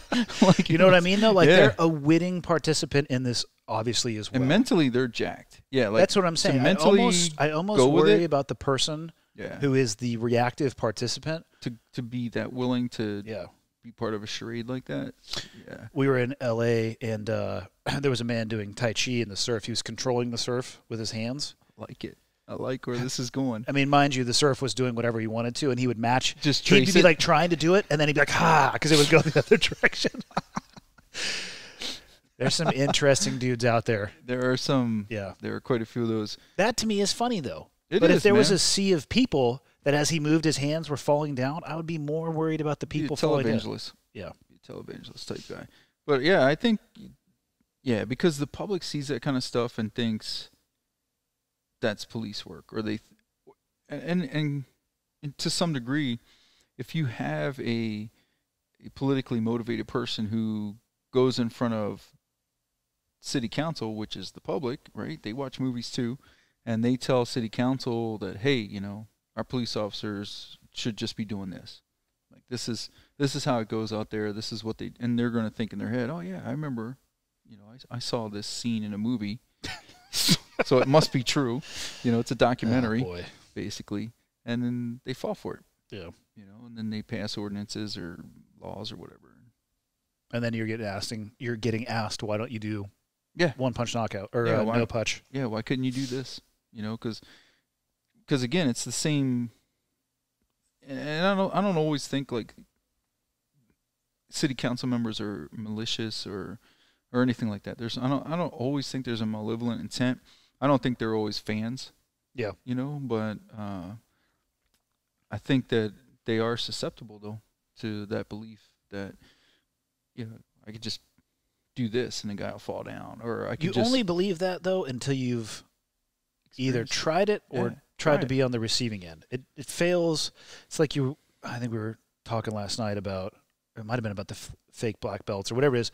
Once you touch hands and there's contact made, all that bullshit strips itself away. Yeah. Pretty rapidly. Yeah, now we're working, right? Be a fake black belt if you want to, because instantaneously when it starts, like, that shit's gone. Yeah, it's over now, man. Like, it's on now. And that's the thing. And, you know, you have these guys, and I think they mean well, but it's just that. It's just they don't experience it enough. And there was a movement for a while, especially after the shooting in Ferguson and some other places, where we saw politicians start to go through like in-house academies or citizen police academies, and we saw them kind of doing that kind of thing. And we did see some folks that were like, oh, yeah, you know, and their conceptual idea of the occupation versus the practical reality. Yeah, and we started having people go through, you know, like not at my agency, but an agency a friend works at. They had some folks go through, and one of the people that went through was very vocal critic of the police, and which is fine, you know. But not so much now, because they went through the police academy and did not fare so well. Yeah. And now they realize, like, oh, wow, it's a little more complicated than I thought. I've actually seen that played out in a much more smaller time frame, where people are very critical of shoot, no shoot incidents, and then they will go and do a force trainer. And that's what happened with this guy. Yeah. Develop a much better understanding of the limited amount of time. And just generally, they get their first, you know, their toe gets dipped into the tub a little bit, and they're like, oh. So what happened with this guy was he had live role players, so simunitions, live role players. Which hurt like a son of a bitch. First scenario, he got lit up. Second scenario, he lit everybody up. and then was like, oh, wait, I wasn't supposed to shoot that one. Yeah. You know, one of those deals. So then his complaint was, well, you guys set me up to fail. It's human error, human factor in there. So they're like, okay, cool. We got this cool, you know, computer simulator. Yeah. So we'll use a simulator. Same thing. Simulator just could not make a decision, you know. And to his credit, you know, he did put himself in there. Yeah. You know, he did go for it, did try. And he has no training. So there's that. Sure. You know, you can't expect a trained response from an untrained person. But I think the important thing that we take away from that was he realizes, man, this sucks. You know, it's not always cut and dry. It's harder than it looks. Yeah, and it's not what it looks like on screens, whether they're the size of an iPhone or an IMAX theater. Yeah, like you can watch all the police movies, you can watch all the whatevers, you know, you want to see, but it's just not going to be the same as that guy right there or that gal right there in the mix trying to make a good decision. Yeah. And I think it's critics of the police are important, I think, as much as sometimes they get on my nerves because they're so off base. Well, I think that's true of every occupational organization. I think outside criticism has its place. Yeah. But it's important. Yeah, it is important. And you have to be there and, you know, get outside of your ego, be objective, and take a look at that. Because sometimes, at least in my experience, those that have the least exposure and experience to it, they might have some very critical insight because you're 6 inches from the problem. Yeah. But not all of it. And again, you might have to wade through a little bit of the detritus to get there. Right. But you'll probably get there. That's a good word, man. I like that one. Yeah. Yeah, and then that's the thing, you know, they you know, you have these you know, like Peel's principles of policing, you know, like the original community oriented policing. I think that was like the 1800s when he kind of codified all that stuff. But you know, we have to police from within the community, and part of that is facing that criticism and dealing with that criticism from the community. But also the community has to remember too, like, listen, man, if you complain to your lawmaker and they make a law and then the cops enforce that law, where do you think it came from? Yeah. You know, so we have to have, it's just one of those symbiotic relationships, you know, that. Well, they don't see the lawmaker. They see you guys. Yeah, they see the enforcer. Yeah, the peacekeeper, right? They see the guy that comes up and enforces the law that maybe their neighbor wanted. You know, it's kind of like one of those things. I always think about it like, you know, there's always that guy that wants people to slow down in his neighborhood till he gets pulled over. You know, so, you know, and so, you know, and I've been guilty of that. Yeah. So, but that's the thing, man. I think movies are entertaining and TV shows are entertaining, but they also create some false illusions, you know. Agreed. And I think if we can ever get past that, man, it'd be a lot easier on everybody. Yeah. Oh, agreed. All sides of it. You get to close it out because we got to go catch a flight here shortly. That's almost right. 2 hours. Yeah, what do you want to close with? How would you do CrossFit? How would you incorporate CrossFit? Mindset training, training the will, mindset. Yeah, pretty much that for a person who might. So periodization is kind of off the table. Okay. Because they never know when their event is going to happen. Yep. So how would you train that person for the fight of their life? From a physiological perspective, like CrossFit wise? Yeah, both. With that perspective of the physical being the easiest way to get to the mental. I would push them as hard as I could on. I would force them to face their inadequacies, whether it's strength or cardiorespiratory endurance or stamina, because those physical activities, you know, you're doing calisthenics, and usually it's going to be your cardio that fails before your ability to do push-ups, right? So you can identify the deficiencies, work on those deficiencies, but I'd also put them, like if you're in a job where you might be tested on any given day that you're on shift, on those days I would not destroy you on the mats. I would leave you with a little bit more gas in the tank. I would go hard on the days where you're probably going to be away from those potential violent encounters, even though I know from knowing a lot of law enforcement, you guys are on 24/7. If you're somewhere and somebody needs help, you're going to step in, but you're not going to be getting radio calls sending you to places on your day off. So I would pick and choose. I would not go as hard as humanly possible, but I would train on the days that I was on shift because if I am in the fight of my life, I want to have my attributes. Right. I would try to strip the attributes away in the actual skin-on-skin, force-on-force training that we were doing, but then build them as much as possible so that they can combine in the moments that you need it most. But I would go really hard on the days that I could. I would watch and protect against the capacity that I had the days that I was on shift and use my energy both physically and mentally for those days. But I think the best way that you can get comfortable in stressful environments is to stress yourself. So I would have people bend themselves to the degree that they could tolerate, pushing that threshold forward every single time, hopefully a little bit at a time. I do agree in training to failure, but not for the sake of showing you that failure sucks, because that's pretty obvious. Maybe do it once, but don't do it once a week. Don't do it twice a week. But that's how I would approach it. And if they have nothing and they're coming in, I would be a very gradual and slow approach. I would explain to them the distant target on the horizon and the trajectory with which we're going to get there. And it would be a low trajectory, not a vertical trajectory, because you'll just destroy them. Right. So how would you, if you were on your own, like you got to train yourself. Yep. How would you train that then? You talking from just the CrossFit perspective now? Yeah, or just so for me, so one thing, just for like an example. So one thing for me would be, you know, I will say I'm going to run, you know, and I would get to that point where it's like, okay, this is beginning to suck. Yep. You know, and you power through that, you get your second win, whatever, you know, and then I will decide that this is the pace I'm going to keep till it's over. Yeah. I'm not going to slow down. And if I slow down, something bad's going to happen to somebody I care about. So I cannot slow down. So you know, there's another way that you can think about that too when you think about running a marathon, right? And the pace that you want to hold. People can get overwhelmed because they focus on the, 26.4 miles or 24.6, whatever it may be. focus on the pace for 1 mile and then set another. So I would set that pace for myself, but what I would also do is I would set a tangible goal for that pace. I'm going to run this pace till the end of this street, and then I would reset and run this, you know what I mean? So I would just break it into smaller chunks. Yeah, little chunks. So the same thing with, a traditional CrossFit workout would be like a 21-15-9 rep scheme. Right. You can break that into 3 sets of 7 if you need to, or you can blast through on the 21, but you better watch out on your capacity on the 15. Right.